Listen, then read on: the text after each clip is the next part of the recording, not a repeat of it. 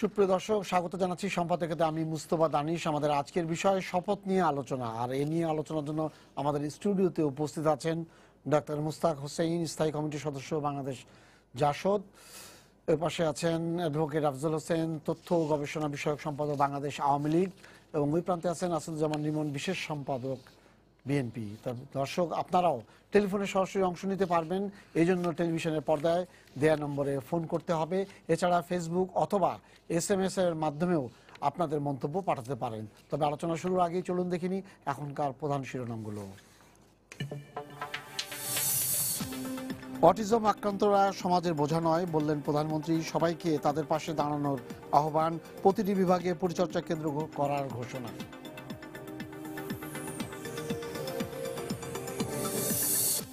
বেগম জিয়ার শারীরিক অবস্থা ভালো, চিকিৎসক সেবায় তিনি সন্তুষ্ট, জানালো বঙ্গবন্ধু মেডিকেল কর্তৃপক্ষ। সঠিক চিকিৎসা দেয়া হয়নি, আবারও দাবি ফখরুলের। গুরুত্বপূর্ণ দুটি পদ হারানোর পর জাতীয় পার্টির অনুষ্ঠানে GM কাদের রাখলেন শুভেচ্ছা বক্তব্য। রওশন বললেন, দলে কোনো বিভেদ নাই।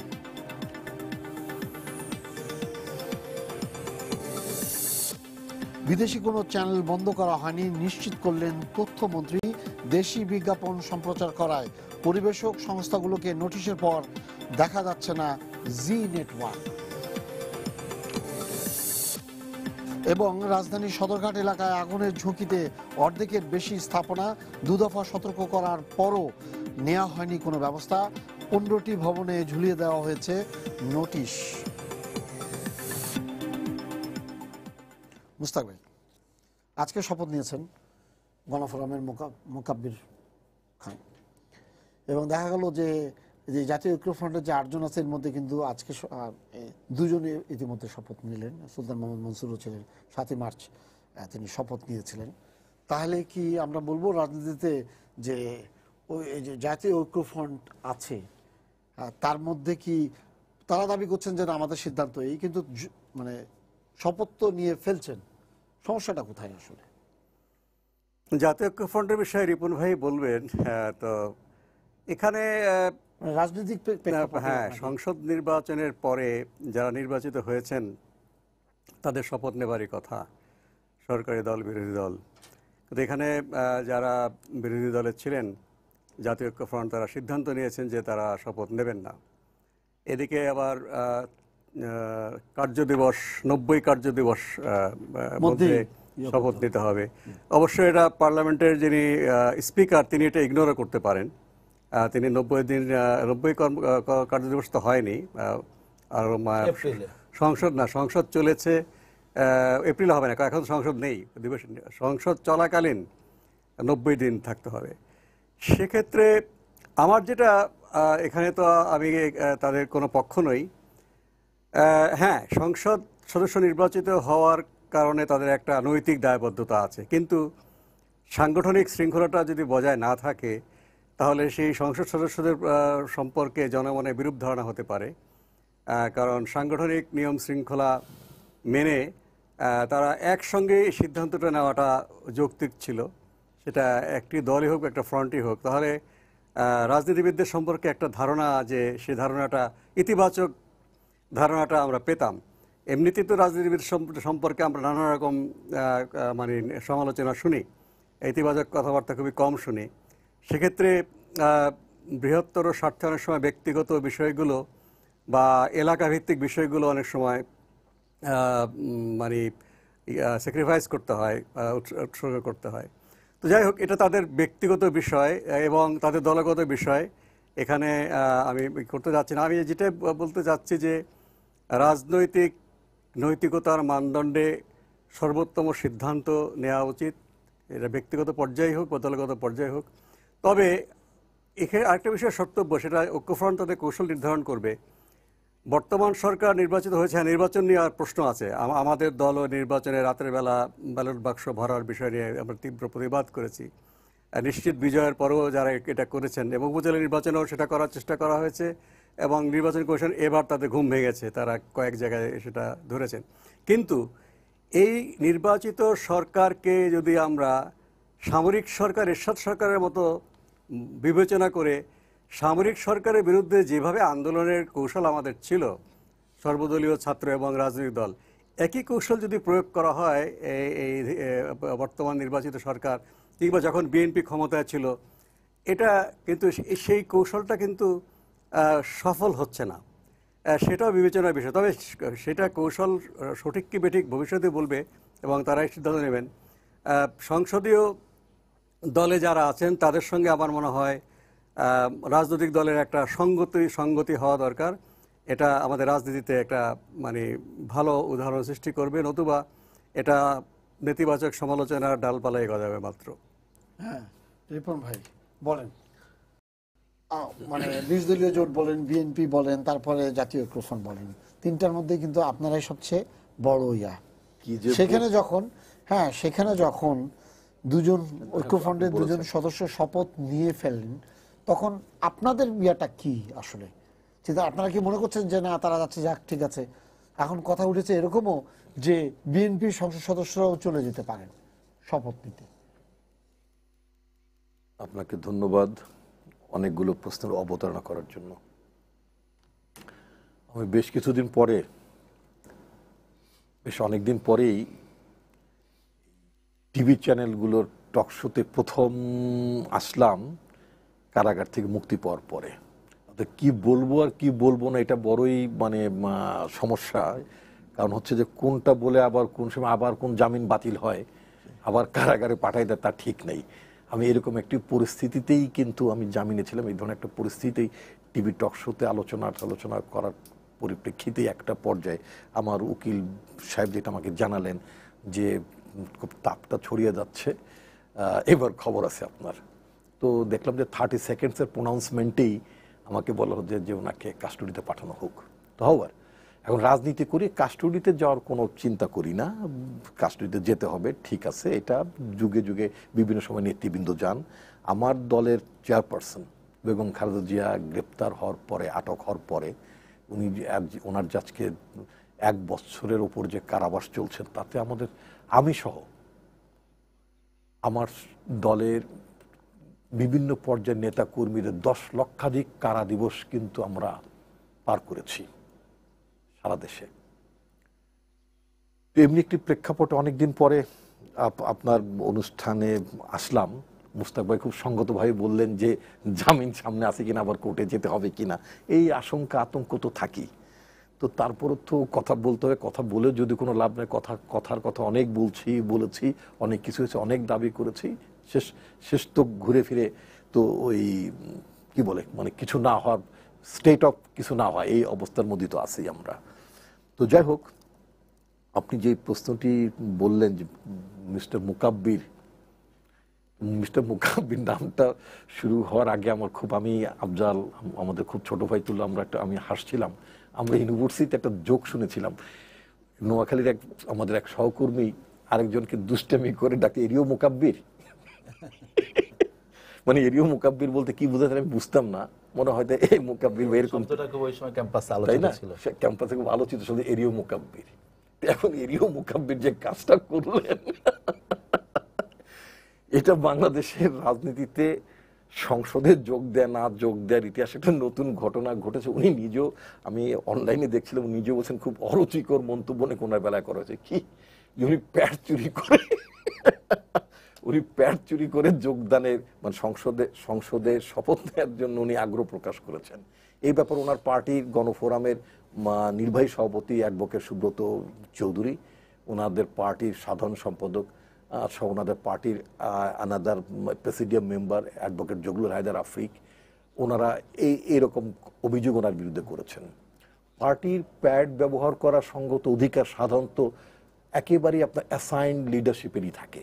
আমি একটা পার্টি করি, বাট আমি যখন তখন I cannot use my party pad, তাই না? এটা পার্টির সেক্রেটারি জেনারেল, পার্টির চেয়ারপারসন, পার্টির স্পোকসম্যান, মানে একটা অ্যাসাইন মেনি পার্টির প্যাড ব্যবহার করে একটা সিদ্ধান্ত জানাতে পারেন। However it is their internal party matter, এবং ওনারা এই বিষয়ে ব্যাখ্যাও দিয়েছেন।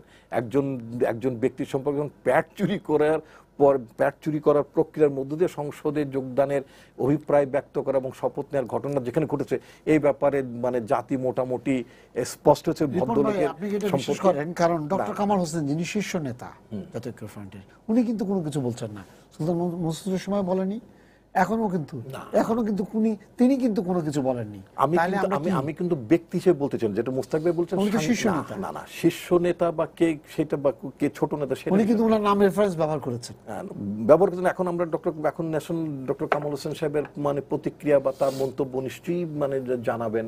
এবং ডক্টর কামাল হোসেনের সভাপতিত্ব ঐক্যফ্রন্টের মিটিংগুলোতে আমি কারাগারে যাওয়ার আগে নির্বাচনের পরপরই যেটা শুনেছি, পত্রিকায় দেখেছি, সেটা হচ্ছে যে আপনার কি বলে যে ওনাদের ঐক্যফ্রন্টের নীতিগত সিদ্ধান্ত হচ্ছে সংসদে না যাওয়ার, এবং এটাকে চেঞ্জ করে সুলতান মনসুর সাহেব আমাদের একসময় আমাদের ছাত্র রাজনীতির 80s আমাদের বন্ধু, আমাদের সহকর্মী, তিনি কি বলে আপনার ফ্রন্টের ডিসিশন ভায়োলেট করে তিনি যোগদান করেছেন। তার যোগদানের বিষয়টা আরো মানে অভূতপূর্ব। তিনি বলেছেন যে তিনি যে আওয়ামী লীগ থেকে তো বাদ যান নাই, অর্থাৎ আওয়ামী লীগ থেকে বাদ দেয়নি। তো এটা এখন তিনি দোনো আর কি, মানে দুধও খাবেন তামাকও খাবেন, তিনি দোনোতে অবস্থায় আছেন। আফ্রিক সাহেব অবশ্য মানে তার দল করেন, দলের পরিচয় দিয়ে গেছেন, তখন তিনি বলছেন উনি পার্টির সিদ্ধান্তের বাইরে যাবেন না। এর আগের বার বলেছিলেন যখন ওনাকে আপনার কি বলে মোকাব্বির সাহেব। তো পরবর্তীতে আমি কারাগার থেকে বেরো আসার পরে দেখলাম যে পত্রিকা যে মোকাব্বিরও মানে যেতে পারেন। এখন আপনি কামাল হোসেন সাহেবের কথা বললেন, কামাল হোসেন সাহেব দেখা যাক কামাল হোসেন সাহেব কি প্রতিক্রিয়া জানান, এটা একটা ইম্পর্টেন্ট বিষয়। আর সবচেয়ে বড় কথা হচ্ছে কি, মুস্তাক ভাই যেটা বললেন, ওনার দলের তরফ থেকে এই নির্বাচনের ক্যারেক্টারিস্টিক্স, এই নির্বাচনটির যে আউটকাম, সেটা হচ্ছে it is not the election of the 30th December, that election was held on 29 December, রাতের বেলা, মানে মানে মানে বাংলাদেশ সময় রাত, আমেরিকার সময় দিনে, মানে যদি ওইভাবে ধরা হয় আর কি। তো মার্কিন দিবস এবং রজনীর বিচারে আপনার ওদের দিনে হয়েছিল, আমাদের দেশে রাতে। তো এরকম একটি নির্বাচনের মধ্য দিয়ে আপনার যে সংসদটা গঠিত হলো, সেই সংসদে এরিও মোকাব্বির গেল কি গেল না, এটা খুব বেশি তাৎপর্য বহন করে না। সবচেয়ে বড় ইতিমধ্যে আমাদের যে প্রতিষ্ঠানগুলো ভেঙে গেল।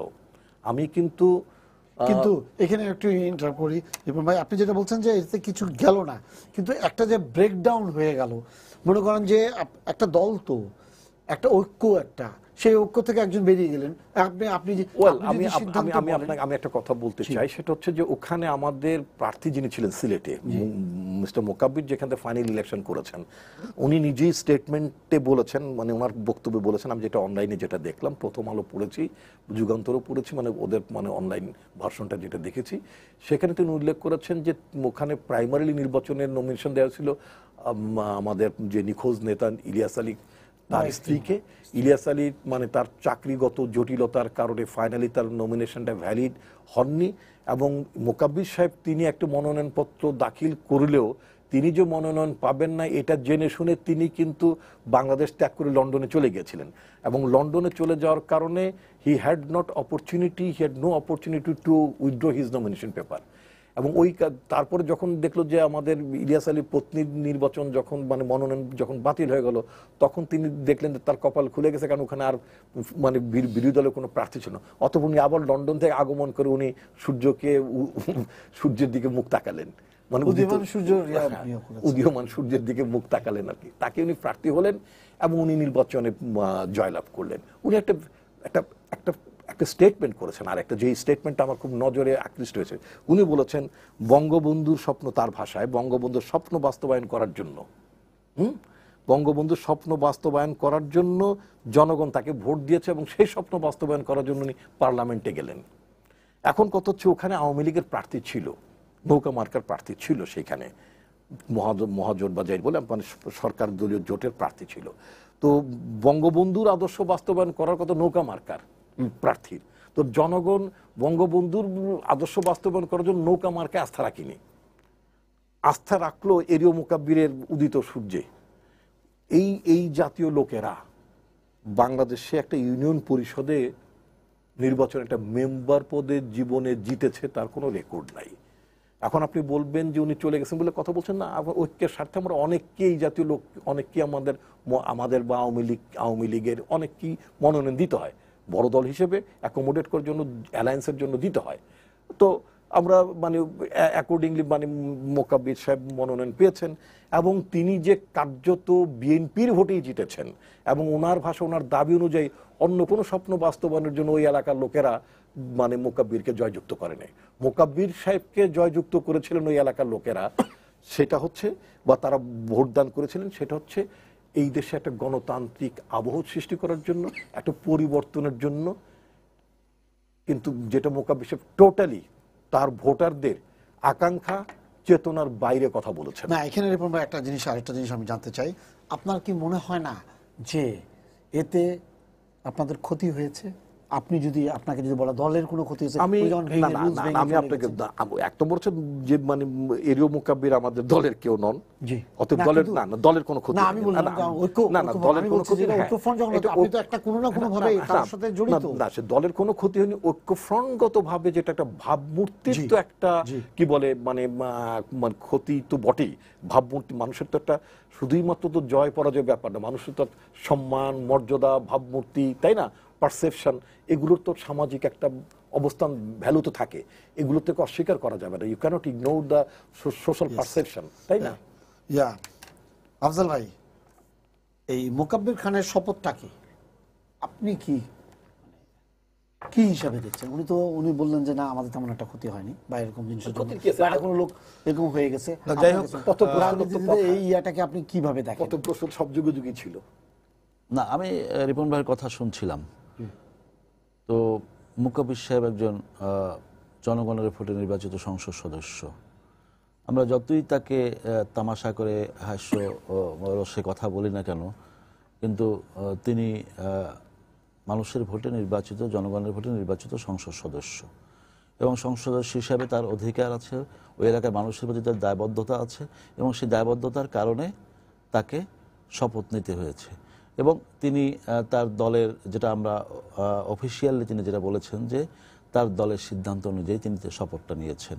এবং এটা তো আসলে কে কি বলল না বলল, সেই দলের যিনি প্রধান, সেই জোটের যিনি প্রধান, তিনি কিন্তু এ ব্যাপারে কোনো রাগঢাক কথাবার্তা বলছেন, আপনি যেটা বলছিলেন।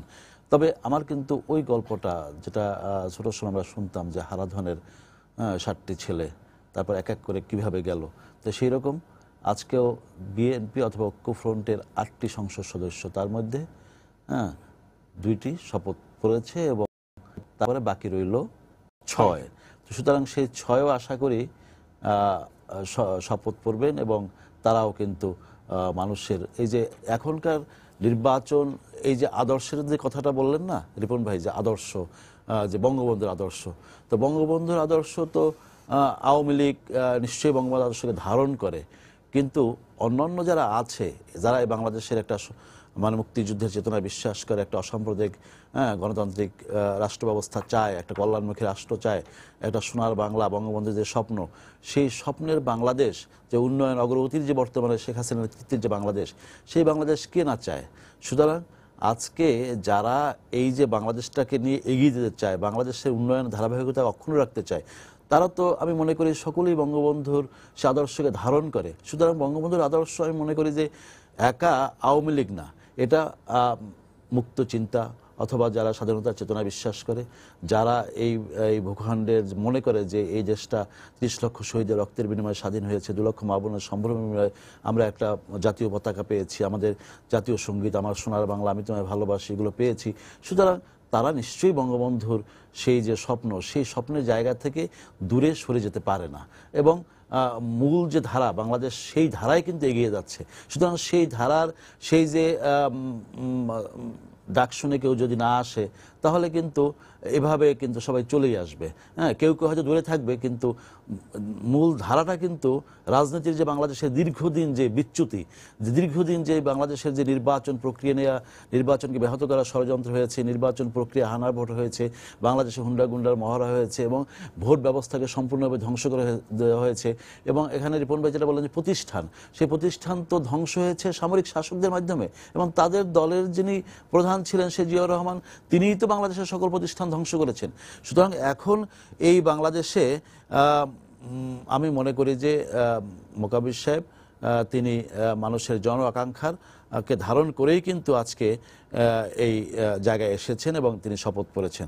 আর একটা জিনিস এখানে আস্থা অনাস্থার বিষয়টা কিন্তু খুব ইম্পর্টেন্ট হলো যে এই যে ঐক্যফ্রন্ট, তারা কিন্তু এই নির্বাচনের আগেও তারা ভোটারদের, সাধারণ মানুষের কোনো আস্থা অর্জন করতে পারে না। তারা সবসময় একটা অনাস্থার রাজনীতি তারা বাংলাদেশে প্রতিষ্ঠিত করার চেষ্টা করেছে এবং এই শপথ করার মাধ্যমে, শপথে যোগ দেওয়ার মাধ্যমে তারা কিন্তু প্রমাণ করেছে যে এই তাদের দলের যারা নেতা কর্মী তাদেরও আস্থা এই যে নেতৃত্ব যারা আছে তারা রাখতে পারছে না। তারা আস্থাশীল, তাদের দলের নেতাকর্মীরাও তাদের প্রতি, এমনকি এমপিরা পর্যন্ত তাদের দলের প্রতি আস্থাশীল নয়। সুতরাং এই জায়গাটা বিএনপি তারা যত কথাই বলুক না কেন, তাদের নেতৃবৃন্দ যত কথাই বলুক না কেন, তাদের কিন্তু ওই জায়গায় একটু চিন্তা করতে হবে যে আমরা কেন আস্থার সংকটে ভুগছি, আমার দলের নেতাকর্মীরা কেন আমাদের দল থেকে সরে যাচ্ছে, অথবা এমপিরা কেন শপথ করছে, অথবা তারা কেন বঙ্গবন্ধুর আদর্শ বাস্তবায়নের জন্য তারা টেলিভিশনের সামনে কথা বলছে।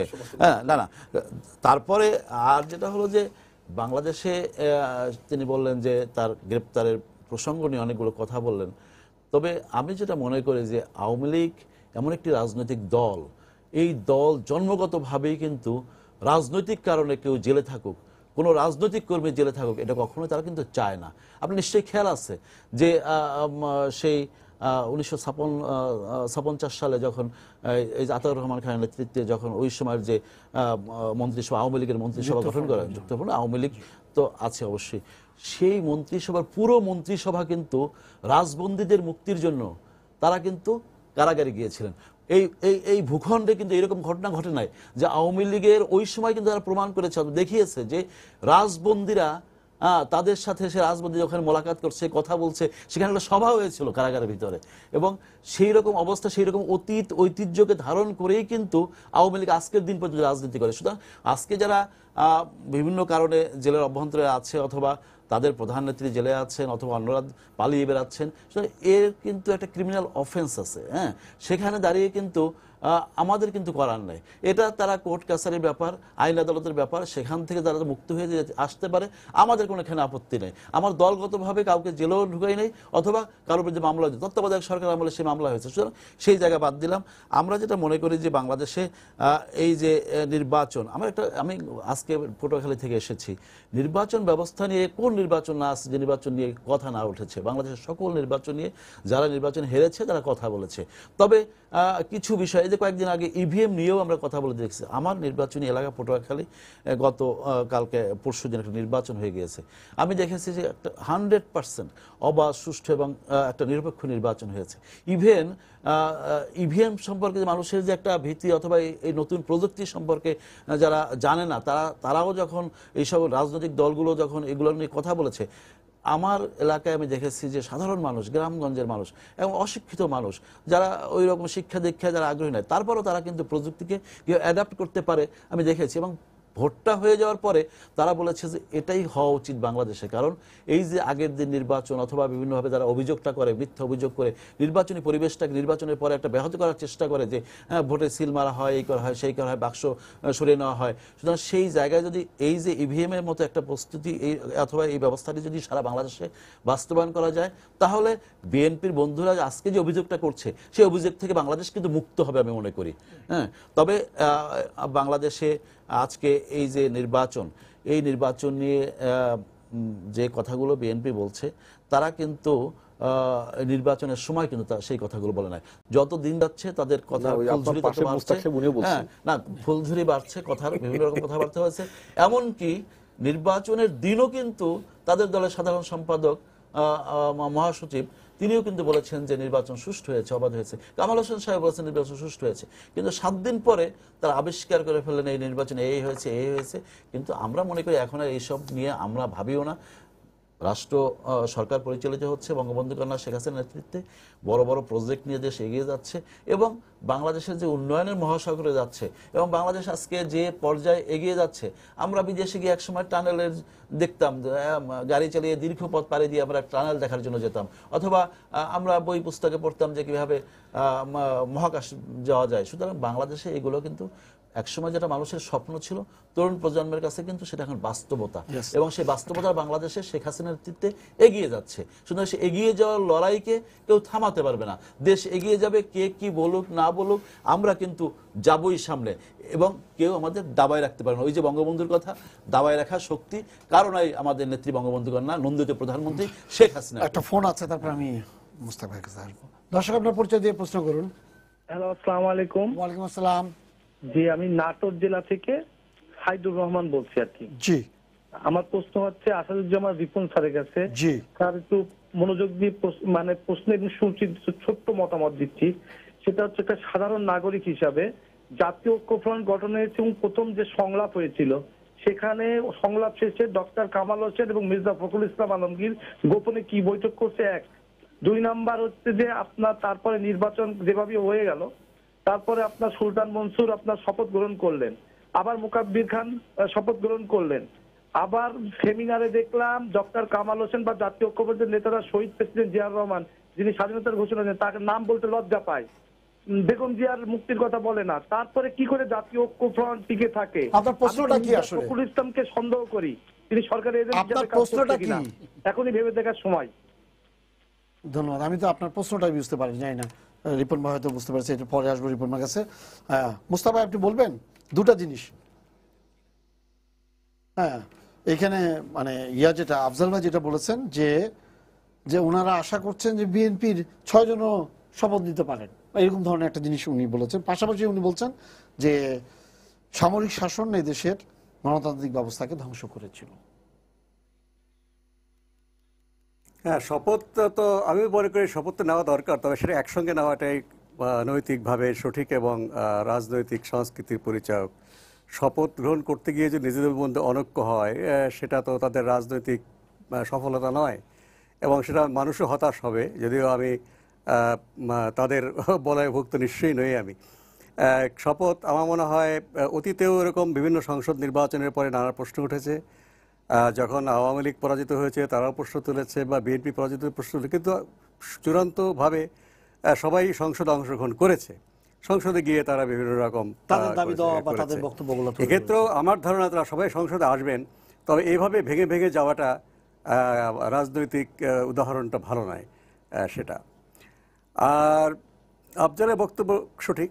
সামরিক শাসনরা 75 সালে 15 আগস্টের পরে যে তারা দেশের সংসদীয় ব্যবস্থা বা গণতান্ত্রিক সিস্টেমটাকে তারা ধ্বংস করার চেষ্টা করেছে। হ্যাঁ, কথা হচ্ছে 75-এর আগে আমরা বিরোধী দলে ছিলাম, তখন সরকারের বিভিন্ন যে কর্তৃত্ববাদী প্রবণতার বিরুদ্ধে লড়াই করেছি, এবং নতুন স্বাধীন দেশের উপযোগী একটা প্রশাসন এবং একটা রাজনৈতিক কাঠামো গড়ে তুলবার সংগ্রাম আমরা করেছি। সেটা ছিল গড়ে তোলার সংগ্রাম, এবং মত পথের ভিন্নতা ছিল তৎকালীন সরকারের সঙ্গে, সেগুলো গড়ে তোলার একটা পর্যায়ে ছিল। কিন্তু 75-এর 15 আগস্টের পরে গোটা জিনিসটা উল্টে যায়। পাকিস্তান আমলের পরিত্যক্ত যে প্রশাসনিক কাঠামো, রাষ্ট্র কাঠামো, সেটাকে আবার ফিরিয়ে এনে তাকে শক্তিশালী করবার চেষ্টা করা হয়েছে, এবং দীর্ঘদিন সামরিক শাসনের দীর্ঘকাল পর্বে, এবং যার যেই আমি বলবো যে নেতিবাচক যে ক্ষতিটা দেশের হয়েছে, সেই ক্ষতি থেকে কিন্তু আমরা এখনও উঠতে পারিনি।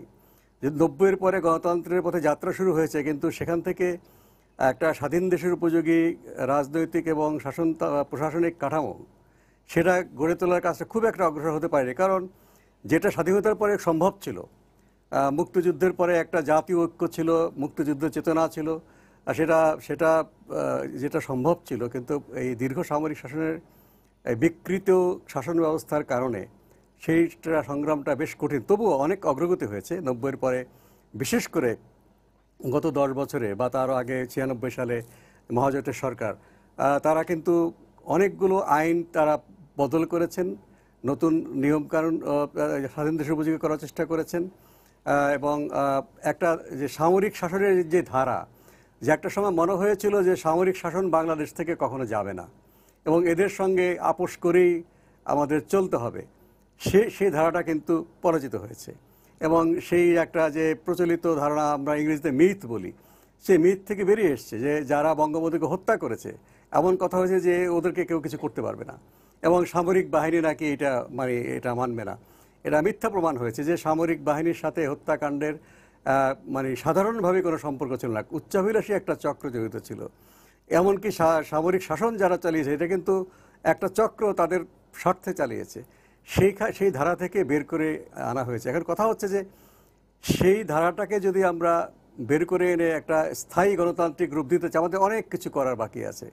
সেই পথে আমরা হাঁটার বিষয়ে কিন্তু আমাদের অগ্রগতি আরও দরকার। সেটা না হলে কিন্তু আমাদের এই যে অর্জন 90-এর গণতান্ত্রিক আন্দোলনের বিজয়ের যে অর্জনটা, সেটা কিন্তু আবারও প্রশ্নের সম্মুখীন হতে পারে। এবং মাঝখানে আমরা 2006-7 সালে 1/11 খ্যাত ছদ্মবেশী সামরিক শাসন দেখেছি, সেটা কিন্তু আমাদের একটা দুর্বলতা। সেখান থেকে শিক্ষা নিয়ে যদি আমরা এগোতে চাই, আমাদের গণতান্ত্রিক পদ্ধতিকে শক্তিশালী করার মাধ্যমেই সেটাকে আমরা টিকিয়ে রাখতে পারি। এক্ষেত্রে আমাদের অসহিষ্ণুতা, কর্তৃত্বপরায়ণতা, ভুল পদ্ধতি দিয়ে সঠিক কাজটা করার চেষ্টা করা ঠিক নয়, সেটা ভুল পদ্ধতিটাকেই প্রতিষ্ঠিত করে।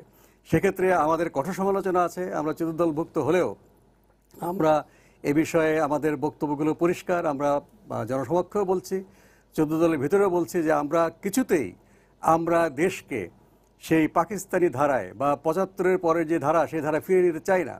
আমরা এমন একটা ব্যবস্থা পত্তন করতে চাই, এই সরকার চিরদিন থাকবে না, এই সরকারের বদলে যে সরকার আসবে তারা যেন মুক্তিযুদ্ধ চেতনা সমৃদ্ধ রাজনীতির অনুসারী হন এবং দেশটাকে তারা এগিয়ে নিতে চান। আমরা পেছন দিকে যেন না যায়, সেই কারণে আমাদের খুবই সতর্কভাবে এগোতে হবে এবং জনগণের সমর্থন নিয়ে, গণভিত্তি নিয়ে, গণতান্ত্রিক পন্থাতে আমাদের এই স্থায়ী পরিবর্তনগুলো করতে হবে। জি রিপন ভাই, উনি যে কথাটা বলছেন, আপনার কাছেও আমার এটা প্রশ্নটা থাকবে যে ওনারা আশা করছেন যে বিএনপি 6 জন সংসদ সদস্য এটা খুব অপ্রাসঙ্গিক আলোচনা, এই কারণে যেটা এটা নিয়ে আলোচনা করার কোনো বিষয় নাই। আচ্ছা, কি হতে পারে, কালকে কি হতে পারে, কালকে সরকার দলের মধ্যে কি কোনো আলোচনা, এই ধরনের কোনো আলোচনা নাই। হ্যাঁ, অতএব এইটার আপনার মানে বিএনপির প্রতিপক্ষরা এরকম চিন্তা ভাবনা করতেই পারে, তাদের ভাবনা থাকতেই পারে এবং তাদের ইচ্ছা পূরণের জন্য তারা করতেই পারেন, সেটা আলাদা কথা।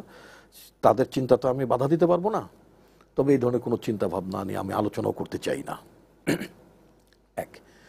এখন ওর মধ্যে আরেকটা কথা যেটা বলেছেন যে ঐক্যফ্রন্টের যে নেতাদের যে কথাগুলো আসছে, যে দুজন গেছে তার পিছনে মেন কিন্তু যে তার মানে হলো যে ঐক্যফ্রন্ট যেভাবে চিন্তা করছে, তার দলের যারা সদস্য আছেন বা যারা শপথ নিয়েছেন এই ব্যাপারে ঐক্যফ্রন্ট পার্টিকুলার যারা যে দুজন গিয়েছেন তাদের ব্যাপারে তাদের নেতারা স্পষ্ট প্রতিক্রিয়া জানিয়েছেন। তো সুতরাং এই বিষয়ে আমি আর কোনো কথা বলতে চাই না, কারণ এটা তাদের পার্টির নির্বাহী সভাপতি, তাদের পার্টির সাধারণ সম্পাদক তারা বলেছেন। তো এটা নিয়ে আর আমার কিছু বলার নাই, আমি আমার বক্তব্য বলেছি। আমি অন্য বিষয়ে কথা বলতে চাই। আমি যখন মোকাব্বির সাহেবের কথা যখন তুললাম, যে মোকাব্বির সাহেব বঙ্গবন্ধুর আদর্শ বাস্তবায়ন করার জন্য নাকি তাকে জনগণ ম্যান্ডেট, উনি বললেন যে সারা দেশই তো তাই করছে। তো বঙ্গবন্ধুর সর্বশেষ স্বপ্ন ছিল বাকশাল, তো জনগণ তো এখন বাকশাল কায়েম করাই তো মানে ওনার স্বপ্ন ছিল। তো ওনারা তখন সেই স্বপ্নেই থাকা উচিত ছিল, ব্যাক করার তো দরকার ছিল না, তাই না? একজন মানুষ যখন শেষ পর্যায়ে যেটা চিন্তা করেন, ভাবনা করেন, ওইটি হলো তার সর্বশেষ চিন্তা, তাই না? শেখ মুজিবুর রহমান একজন রাজনীতিক হিসেবে তার সর্বশেষ চিন্তা ভাবনা ছিল একটা একদলীয় শাসন ব্যবস্থা এবং সেটা মানে থ্রো বাকশাল। তো বাকশালের মধ্যে তো আওয়ামী লীগের নিবিষ্ট থাকা উচিত। যদিও আওয়ামী লীগ সভানেত্রী মানে অতি সম্প্রতি আমি কারাগারে ছিলাম, এর মধ্যে আমি যেটা মানে শুনেছি, উনি নাকি বাকশালী ব্যবস্থার ব্যাপার উনি উচ্ছ্বসিত প্রশংসা করেছেন। আবার তারা বাকশালে ফেরত যেতেও পারেন, যে নাম্বার অফ সিটস তাদের আছে, তারা বাকশালে ফেরত গেলে এটা অস্বাভাবিক কিছু হবে না।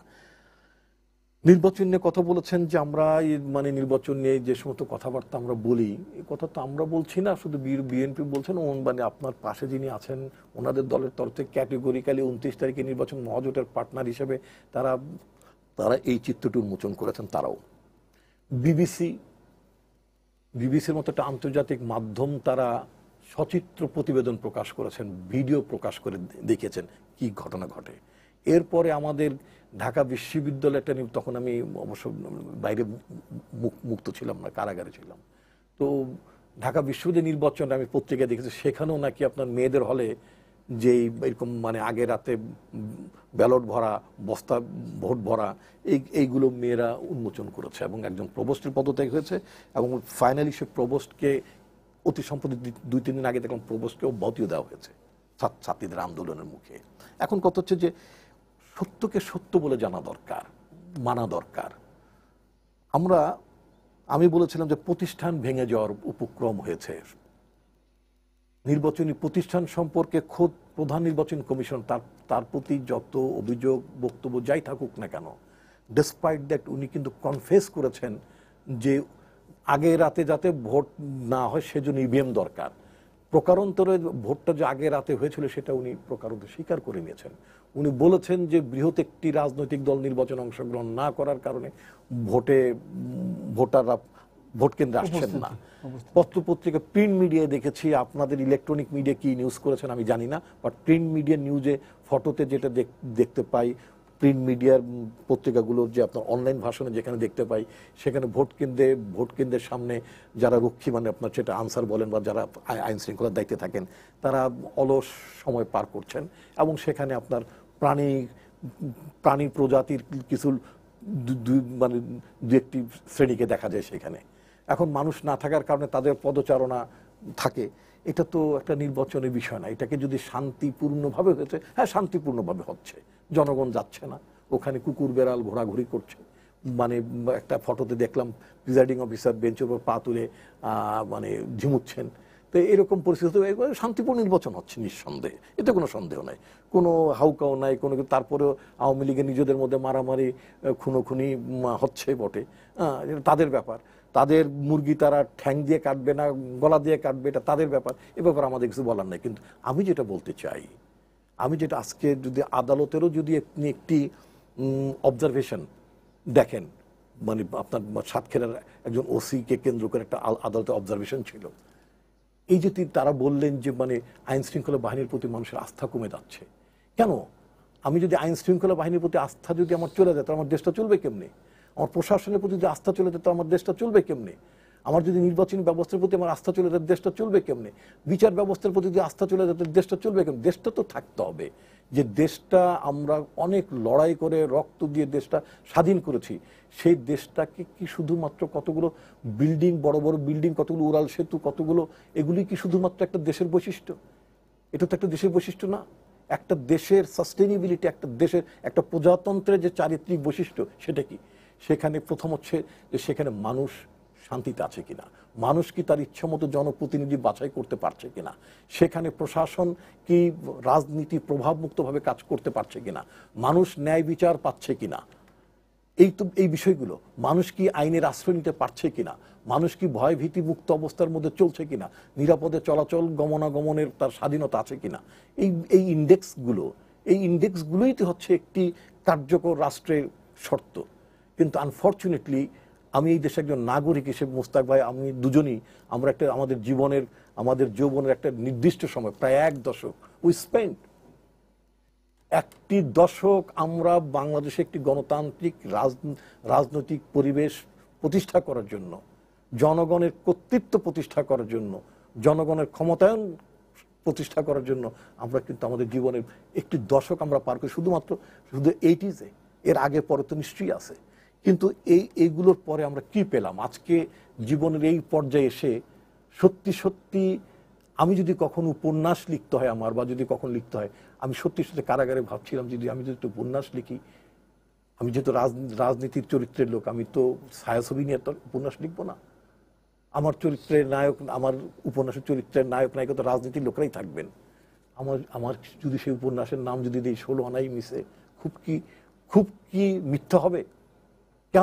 কেন আমাদের মনে হয় জীবনের এই প্রান্তে যে আমাদের জীবনটা 16 আনাই মিশে হয়ে যাচ্ছে? এটা কি প্রতীকীভাবে আমার না? মানুষের স্বপ্নগুলো মার খাচ্ছে না? মানুষের স্বপ্নগুলো মার খাচ্ছে। আগে এখন সংবাদপত্র স্বাধীনভাবে চলতে পারছে না। কোনটা স্বাধীনভাবে চলতে পারছে? উনি বললেন যে আমি আমার কারা জীবনের কয়েকটা কথা উনি প্রকারান্তরে বললেন যে ক্রিমিনাল অফেন্সেসের জন্য লোকজন কারাগারে যায়। আমি বললাম রাজনৈতিক কারণে আমার কাছে খুব অবাক লাগলো আমার বিরুদ্ধে যে অভিযোগ, আমাকে যারা আপনারা চেনেন, আপনার মিডিয়ার লোকেরা যারা আমাকে চেনেন, আমার শিক্ষা দীক্ষা, আমার ব্যক্তি জীবন, আমার কর্মজীবন, আমি তো সংবাদপত্রের লোক, আমি তো কন্ট্রাক্টারই করি না, আমার কোনো ব্যবসা বাণিজ্য নাই, আমার কোনো ট্রেড লাইসেন্স, আমি তো লিখেই চলি, তাই না?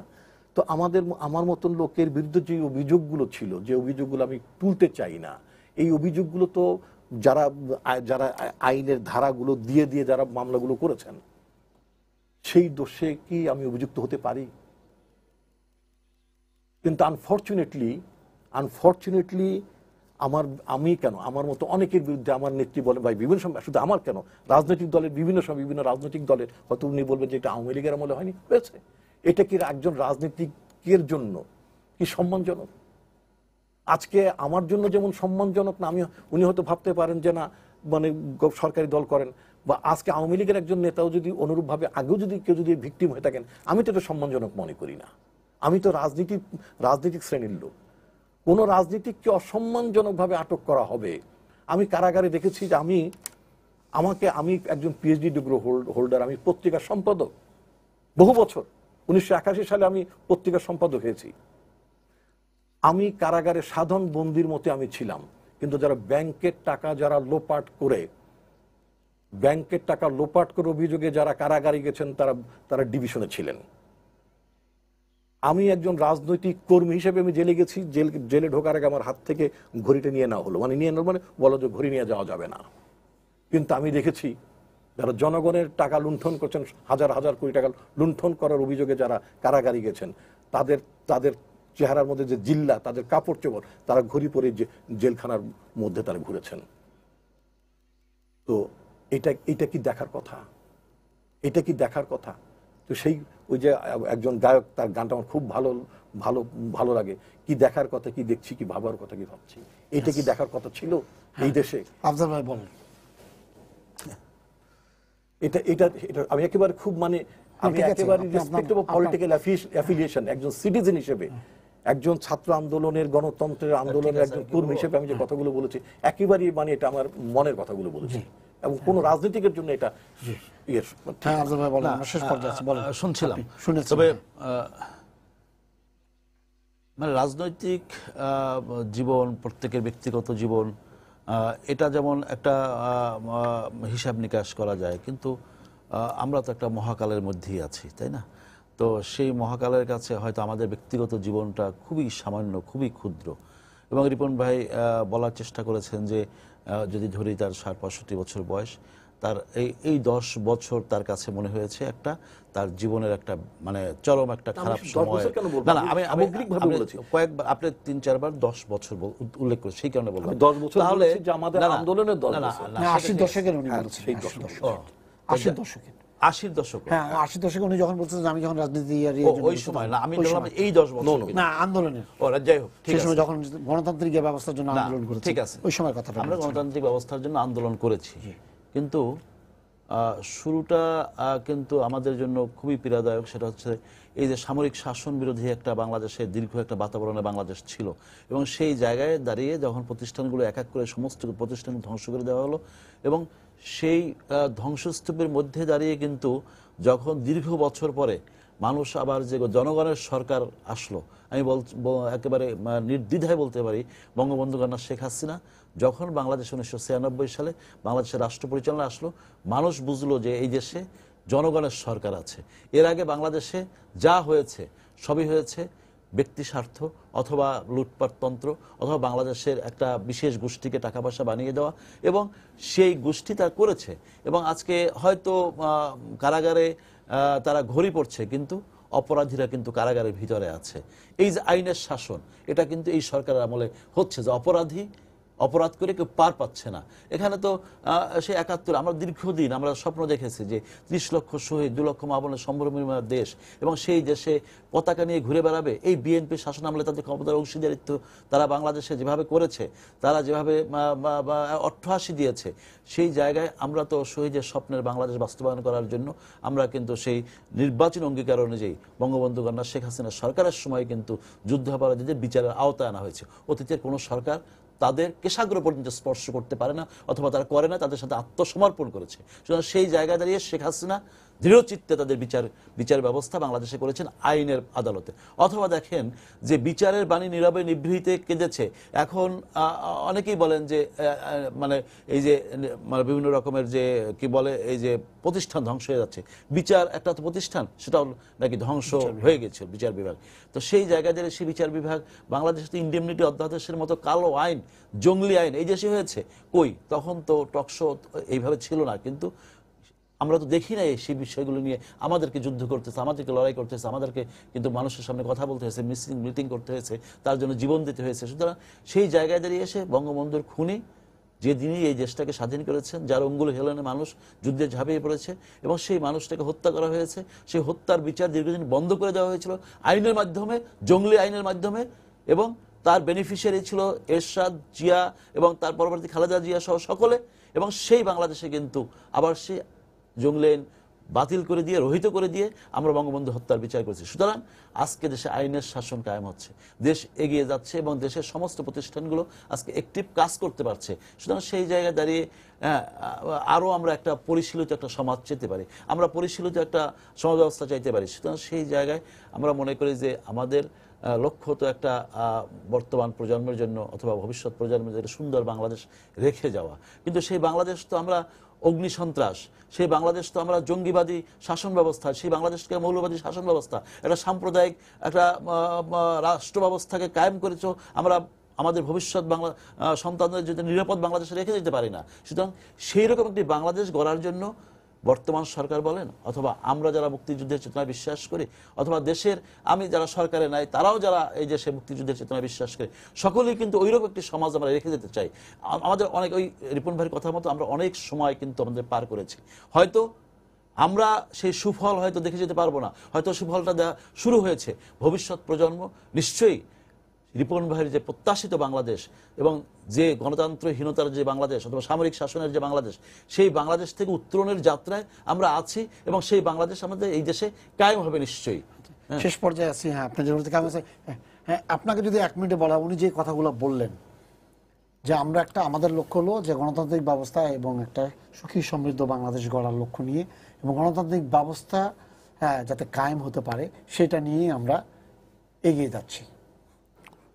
আপনি যেই শব্দগুলো উচ্চারণ করলেন ওনার নামে, এগুলো ব্যাপারে তো কোনো দ্বিধা থাকার কথা না। আমরা তো সত্যি সত্যি একটি গণতান্ত্রিক বাংলাদেশ চাই, আমরা সত্যি সত্যিভাবে একটা গণতান্ত্রিক রাষ্ট্র ব্যবস্থা চাই, এবং যে কথাগুলো আমি আগে বলেছি সেইগুলোর মধ্য দিয়েই তো একটা গণতান্ত্রিক রাষ্ট্র ব্যবস্থা প্রতিষ্ঠা হতে পারে। তবে একটি কথা আমাদের মনে রাখার দরকার, আমরা যারা রাজনীতি করি, রাজনীতিকদের সাথে সামরিক বাহিনী মধ্যে কিন্তু কোনো প্রভেদ থাকার কোনো কারণ নেই, তাদেরকে প্রতিপক্ষ মনে করারও কোনো কারণ নেই।